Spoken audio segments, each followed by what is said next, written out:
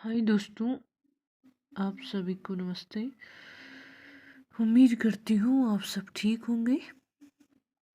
दोस्तों, मैं ढोला मार रहा दोहा पाठ के आपके 2 वीडियो डाल चुकी हूँ। इसमें आज अपन अगला दोहा देखेंगे। अगला दोहा है, पंथी एक संदेश रहू लगे ढोले पहचाए। वही बात है, तन मन उत्तर बाल्यू दक्षिण वाजे आए। देखिए, उत्तर का मतलब यहाँ पर आया है उत्तर दिशा, बाल्यू का मतलब है जलाने वाली, और जो वाजई का मतलब है वो है चलना। दक्षिण दिशा से वाजई मतलब चलना।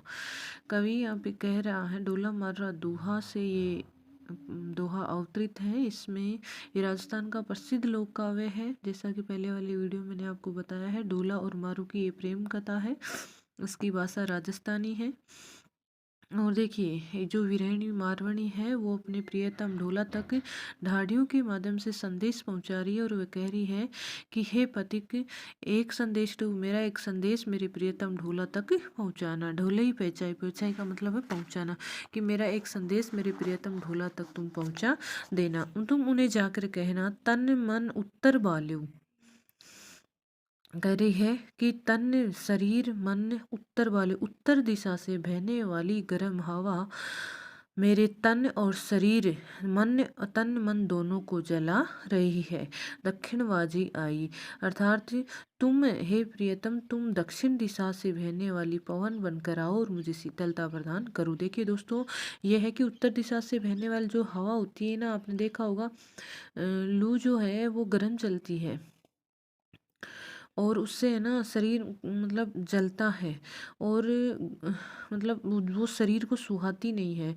यहाँ पर जो मारवाड़ी है वो अपने शरीर जो है वो वीर्य रूपी अग्नि में जल रहा है, और उसे जो हवा लग रही है ना उससे और भी ज़्यादा प्रज्वलित हो रहा है, वो मतलब और भी ज़्यादा जल रहा है। तो दक्षिण दिशा से जो हवा आती है वो हमेशा ठंडी आती है। तो यहाँ पर उन्होंने कहा है कि मेरा जो मन, तन और मन दोनों उत्तर दिशा से बहने वाली हवा ने जला दिया है, इसे पुनर्जीवित करो, और इसे दक्षिण दिशा से मतलब दक्षिण दिशा से बहकर आने वाली पवन के रूप में तुम मेरे जीवन में आओ। दोस्तों, इसके अंतर्गत है ना, अनुप्रास अलंकार एक दृष्टांत अलंकार है।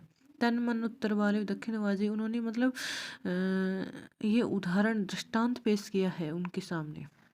देखिए, हंती एक संदेश डहू लग डोल ही पहचाए। उसमें भी वही है कि हे पथिक, मेरा एक संदेश मेरे प्रियतम ढोला तक तुम पहुंचा देना।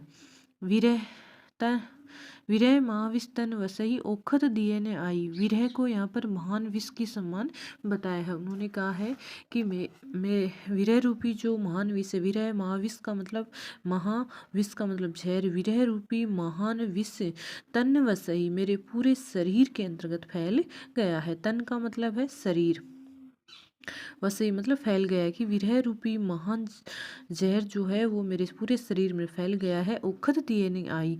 और देखिए दोस्तों, जब शरीर में औषधि नहीं मतलब सॉरी, जहर फैल जाता था पहले, तो पुराने बुजुर्ग जो लोग ऐसे कहते थे औषधि देते हैं, मतलब जड़ी बूटियों की औषधि प्रदान करते थे। तो यहाँ पे कहा है कि जो जहर, विरह रूपी जहर मेरे पूरे शरीर में फैला हुआ है, उसे तुम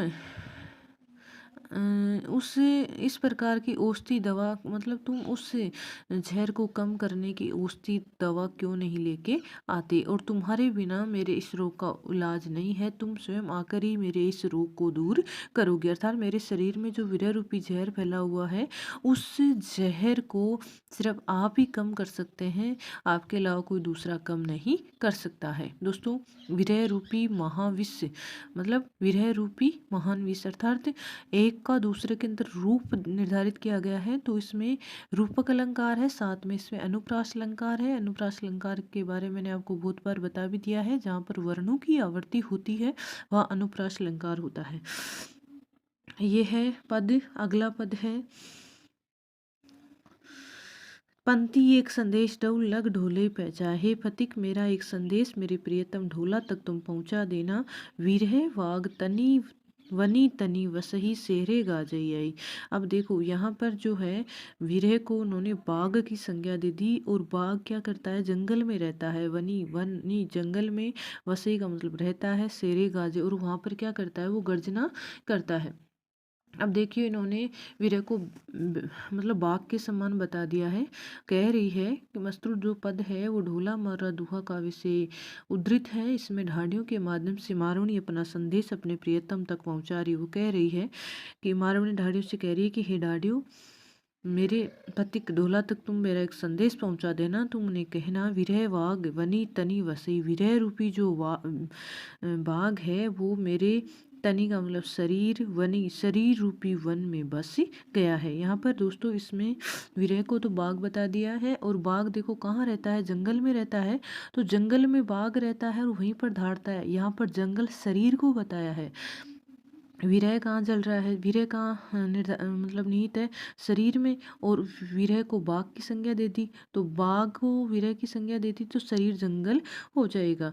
शहरी गाजई आई, देखिए क्या कह रही है कि विरह रूपी बाघ जो है वो मेरे वन रूपी शरीर में आकर बस गया है, इसलिए तुम इस पर सेहर गाजई आई। जहर का मतलब, सेहर का मतलब है शिखर, गाजई का मतलब गर्जना, इसलिए तुम शिखर पर आकर मेघ की समान गर्जना करके इसे भगा दो।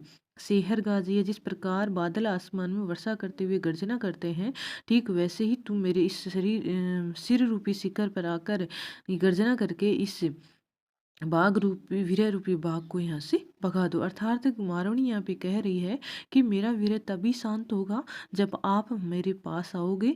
और इन्होंने बाघ, विरह को बाघ की संज्ञा दी, और बाघ का विरह रूपी बाघ है, विरह कम होगा तो वो विरह रूपी बाघ अपने आप ही दूर चला जाएगा।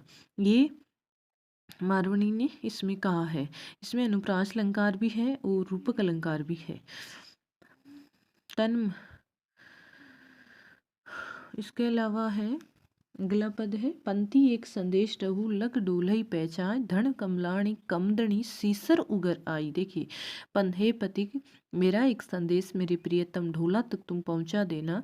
धन कमलाणी कुमुदनी सीसर उगर आई, कमदनी का मतलब कुमुदनी या कमलिनी, शीश हरे चंद्रमा, कमलाणी मुरझाना, कमलाणी मतलब कुमलाना या मुरझाना। देखिए कमलाणी का मतलब कुमला गई है, कुमुदनी और शीश और चंद्रमा क्या कह रही है, मारवणी डाडियों को कह रही है कि हे डाडियों, तुम मेरा एक संदेश मेरे प्रियतम ढोला तक तुम पहुंचा देना। उनसे कहना कि तुम्हारी प्रेमिका जो कुमुदनी है वो कुमला गई है। कुमुदनी कमलानी, कमलानी का मतलब कुमला गई है, कि तुम्हारी प्रेमिका कुमुदनी कुमला गई है, इसलिए हे चंद्रमा उगई आई, तुम उदित होकर आओ। अर्थात चंद्रमा को ये माना जाता है कि जो कुमुदनी होती है ना, वो चंद्रमा को देखकर खिलती है, और बिना चंद्रमा, जब चंद्रमा नहीं दिखाई देता है तब दिन में वो मतलब वापस कुमला जाती है और चंद्रमा को देखकर खिल जाती है। तो यहाँ पर उन्होंने जो मारवणी है उसने अपने आप को